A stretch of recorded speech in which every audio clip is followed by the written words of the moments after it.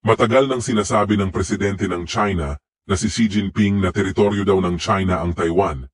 Ayon sa kanya, balang araw daw ay magkakaroon ng reunification sa pagitan ng Taiwan at China at kung kinakailangan daw ay gagamit ng puwersa ang China para siguraduhing mangyayari yon.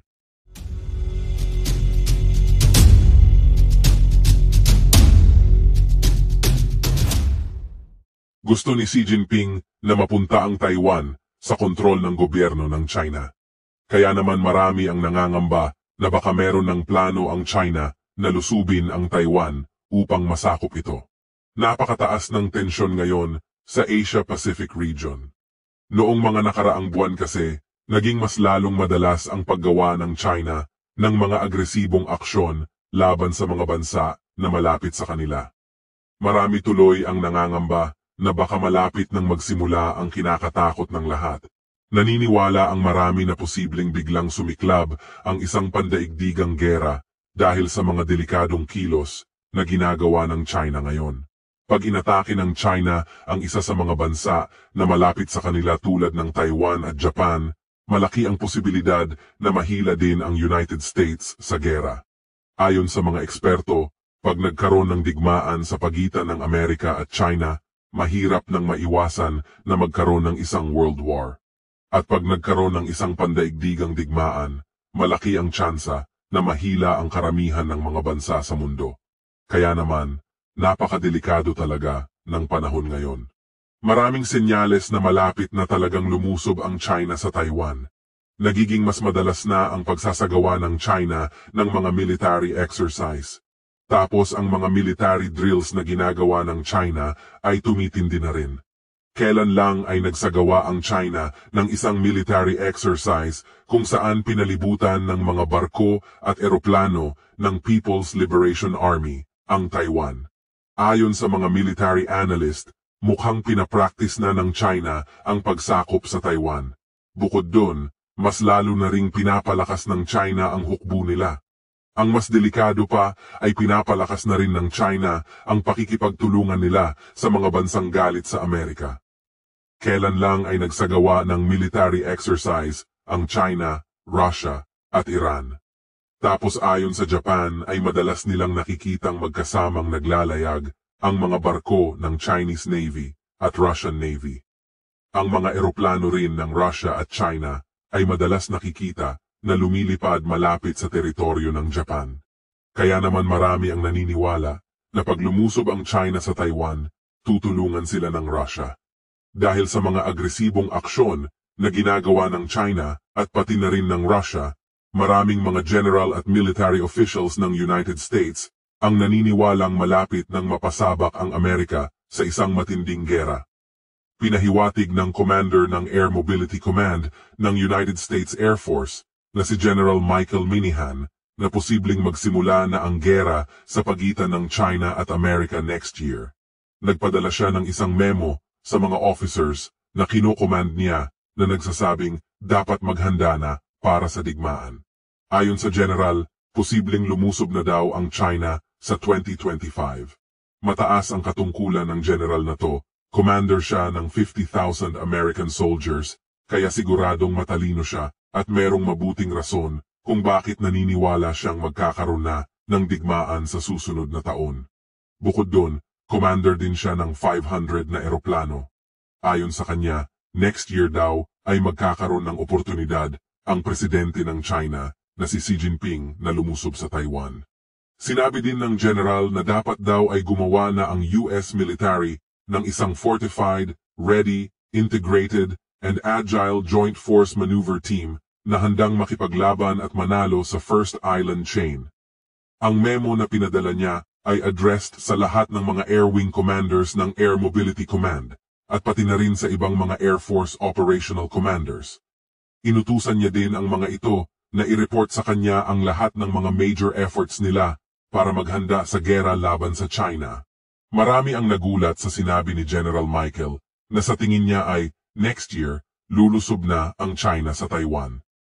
Ayon sa maraming eksperto, kung lulusob na ang China sa Taiwan sa susunod na taon, wala nang oras para maghanda.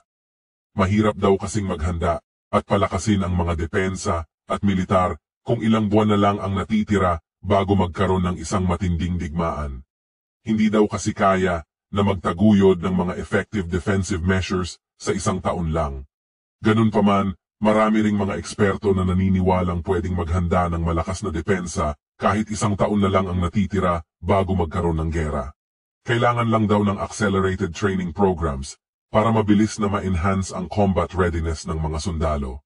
Bukod dun, sabi rin ng mga eksperto na sobrang importante ang rapid acquisition and deployment ng mga advanced military weapons kung meron lang isang year para paghandaan ang isang digmaan. Tapos, dapat daw ay unahin munang mag-establish ng matatag na defensive positions sa mga pinaka-vulnerable na rehiyon. Ganun pa man, hindi pa rin daw mafu-fully optimize ang military preparedness kung isang taon lang ay lulusob na ang China. Mukhang malapit na talagang magkaroon ng gera. Pag lumusob na ang China sa Taiwan, makikita kagad kung malakas nga ba talaga ang militar nila. Pero maraming eksperto na nagsasabing kahit maraming mga sundalo at weapons ang China, mahina pa rin ang militar nila dahil ang mga weapons nila ay hindi kasing advanced ng mga sandata ng Amerika. Mas high-tech ang mga weapons ng United States, kaya posibleng matalo kagad ang China ng sobrang bilis lang. Ayon sa maraming military analyst, pagdating sa conventional war, walang makakatalo sa Amerika. Kaya naman, marami ang naniniwala na susuko kagad ang China pag nagkaroon ng gera sa pagitan nila at ng United States. Meron pa ngang mga eksperto na nagsasabing isang buwan lang ay siguradong ubos na ang mga warships ng China. Kung ang Ukraine ay nagawang mapalubog ang sandamakmak na mga barko ng Russia, siguradong mapapasabog ng United States Armed Forces ang lahat ng mga warships ng China. 2 taon na ang nakakalipas, pero rumaragasa pa rin ang gera sa Ukraine. Marami ang nangangamba na baka lumusob na ang China sa Taiwan para sabayan ang digmaan sa Ukraine. Mas mahihirapan kasi ang mga Western countries na suportahan ang mga kakampi nila kung sabay inaatake ang mga ito. Ganun pa man, marami ang naniniwala na mas delikado kung matatapos ang gera sa Ukraine tapos saka lulusob ang China dahil ibig sabihin nun ay pwedeng tulungan ng Russia ang China sa digmaan. Pero ayon sa maraming military analyst, mas madali yun dahil mafo-focus ng Amerika ang mga puwersa at resources nila sa isang gera lang, imbis na sa 2 gera sa 2 magkaibang rehiyon sa mundo. Ganun pa man, merong mga eksperto na nagsasabing kahit magkasabay pa ang digmaan sa Ukraine at ang paglusob ng China sa Taiwan, hindi pa rin masyadong mahihirapan ang mga Western countries na tulungan ang mga kakampi nila. Pwede kasing Europe na lang ang mag-focus sa pagtulong sa Ukraine, habang ang Amerika naman ay magfo-focus sa pagtulong sa Taiwan.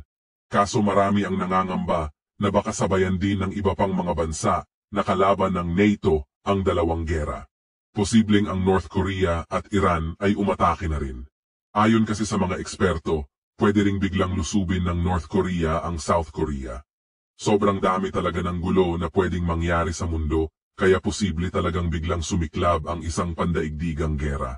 Kilan lang ay kinumpirma ng Spain na nakakuha na ang Ukraine ng mga Patriot anti-aircraft missiles mula sa Madrid. Malaking tulong ito sa Ukraine dahil sa kakulangan nila sa air defenses. Noong mga nakaraang buwan kasi ay naging mas madalas ang paggamit ng Russia ng mga ballistic missiles sa pag-atake sa Ukraine. Sobrang dami kasi ng missiles na natatanggap ng Russia mula sa Iran at North Korea, kaya yun ang madalas nilang gamitin ngayon laban sa Ukraine. Ayon sa presidente ng Ukraine na si Volodymyr Zelensky, kailangan lang ng Ukraine ng 25 na Patriot missile systems para mabigyan ng proteksyon ang buong bansa. Kapag nakuha na nila ang mga ito at ang mga ammunition para dito, mahihirapan na talaga ang Russia na magsagawa ng opensiba laban sa kanila.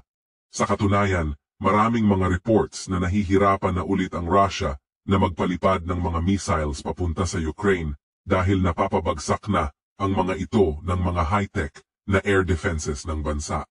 Ayon sa maraming reports, gumagawa na ang Taiwan ng sarili nilang mga submarines at aircraft bilang paghahanda sa posibilidad na lumusob ang China. Bukod doon, Nagsimula na rin ang delivery ng mga fighter jets, battle tanks, at iba pang mga weapons mula sa US. Kailan lang ay inaprubahan ng Amerika ang $8 billion na tulong para sa Taiwan at sa Indo-Pacific region. Nagalit naman ang China sa pagtulong ng Amerika sa Taiwan. Ayon sa China, hindi daw dapat makialam ang United States sa issue sa pagitan ng Taiwan at China. Nagbanta din ang Beijing na ang kahit sinong bansa daw na susubukang paghiwalayin ang Taiwan at China ay magiging kaaway nila. Noong mga nakaraang buwan ay talagang parang naging mas matapang ang China. Posibleng isa yung senyales na ang tingin ng China ay handa na talaga ang kanilang militar para sa isang matinding digmaan. Para kasing okay lang sa China kung magkakaroon ng gera sa pagitan nila at ng iba pang bansa. Ganun pa man, ayon sa maraming military analyst, mahina pa rin ang People's Liberation Army. Kilan lang ay nagbabala ang Russia sa Finland na ito daw ang unang bansa na aatakehin nila pag nagkaroon ng gera sa pagitan ng NATO at Russia. Noong nakaraang taon kasi ay sumali ang Finland sa NATO. Bukod doon, pumirma rin ang Finland sa isang Defense Cooperation Agreement kasama ang Amerika. Kasama sa kasunduan na pinirmahan ng dalawang bansa ay ang pagpayag nila na gamitin ng mga US soldiers ang mga military base ng Finland. Nakasulat din sa kasunduan na papayagan ng Finland ang Amerika na maglagay ng mga military equipment sa teritoryo nila. Kaya naman nagalit talaga ang Russia sa ginawa ng Finland. Ganun pa man, hindi natakot ang Finland sa Russia. Hindi na sineseryoso ng maraming bansa ang mga banta ng presidente ng Russia na si Vladimir Putin dahil hindi niya naman tinutotoo ang karamihan sa mga banta niya. Bukod dun, napakahina na rin ng militar ng Russia kaya malabong lumusob si Putin sa ibang bansa dahil ang Ukraine nga ay hindi niya pa masakop.